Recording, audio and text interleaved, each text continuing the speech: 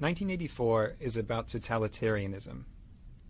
A totalitarian government is one that tries to control every aspect of life. How people spend every minute of their time, even in private, who they can associate with, what they're allowed to say. A totalitarian government even tries to control what people think and what they believe. George Orwell wrote 1984 in the late 1940s. What he knew about totalitarianism was based on the Soviet Union and Nazi Germany. Those governments had come into being not that long before, and they weren't very well understood yet.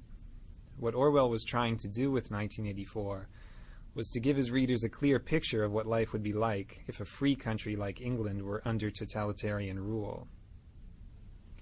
1984 takes place in London. The London in the book is a depressing place. There's never enough to eat, the food's disgusting, there aren't enough clothes or shoes or anything to go around, and the city is pretty dilapidated, except for these giant pyramid-shaped government buildings that rise above the landscape. There's some sort of war going on, though no one really understands what it's about. Rockets frequently explode in the streets and blow people to bits. The worst part is that the government is always watching everything people do. There are these posters of Big Brother, who's supposedly the leader of the government, that say, "Big Brother is watching you." There are thought police who have hidden cameras and microphones literally everywhere. The government can watch you in your home, through your TV screen, and you're not allowed to turn your TV off, ever. There are a lot of things you're not allowed to do in this society, and if you do them, the police might take you away and throw you into a forced labor camp. You're not allowed to have close friends, you're not allowed to be in love, you can't date or have sex with someone you like. You're basically supposed to save all your emotional energy for the party being the government. Then there are things you have to do. You have to watch the government programming on TV, most of its news, some of its exercises. You have to attend pep rallies, including this one called the 2 Minutes Hate. So it's hard to even have time to think your own thoughts, because they're constantly filling your head with propaganda. The main character of 1984 is Winston Smith. He's 39, he has a job in the government, and he lives this horrible, dreary existence without any friends or anyone in his life. At the beginning of the book, he starts writing a diary to talk about how much he hates life in his society, even though writing a diary is one of those things you'd be killed for doing if you were caught. The diary is his place for thinking about his society. It's a place where he tries to imagine if life could possibly be different from the way it is.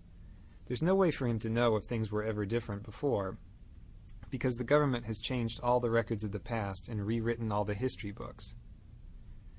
At the beginning of the novel, there are two other people who matter to Winston, and he doesn't even know either of them. One of them is Julia. Julia is this attractive young woman who works in the same building as him. She's some kind of mechanic. Winston basically hates her. He hates her because she's pretty and he can't have her, but he also thinks she's the sort of person who would turn him into the thought police. So he's afraid of her, but also sort of fascinated. The other person he's interested in is this portly guy named O'Brien, who's a member of the inner party. That means he's a boss, much higher up than Winston. Winston should be afraid of this guy, but he gets the sense that O'Brien is intelligent, so he has this yearning to be friends with him. He thinks O'Brien would understand how he feels about life. The book takes a turn one day when Julia slips Winston a note that says, "I love you." This note completely rocks Winston's world. Of course he's interested. He can't wait to get in touch with her. But it's very hard for them to say 2 words to each other in private with all these spies and cameras everywhere. Finally, they do manage to get out to the country, and they start this mad love affair. The love affair makes them both very happy. It's dangerous because they could be killed or sent to labor camps if they get caught, but that makes it more exciting. At last, Winston has someone who understands him and who hates the party as much as he does. But Winston needs to go that extra step. He's rebelling against the party privately by having the secret affair. Now he wants to go to the next level and be an active rebel against the government. He gets his chance one day, when O'Brien invites him to his apartment to look at something work-related. Winston takes a leap of faith and guesses that O'Brien must be part of the rebellion, because no one invites people over to their home. It just isn't done. So he and Julia go to O'Brien's house and confess that they want to be rebels, and O'Brien says, "Yes, I'm a rebel too," and we all read this book that explains why things are the way they are. Winston reads the book, and he's blown away by it. Unfortunately, right after he reads it, the thought police bust in and arrest him and Julia and carry them off to the Ministry of Love to torture them. So we learned that O'Brien wasn't a rebel after all. He just wanted to catch Winston. In the Ministry of Love, they torture Winston in all sorts of horrible ways. They break his bones in his teeth, they use electric shock, they starve him, and on and on.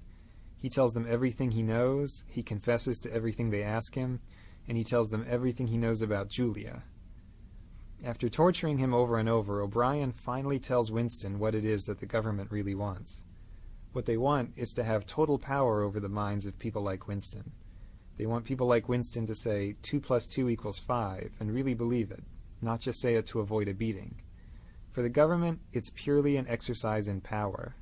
They're not trying to control his mind for some other purpose. They just want to exercise total power over people's minds. They finally do break Winston completely in this place called Room 101, where they do whatever it is you're most afraid of.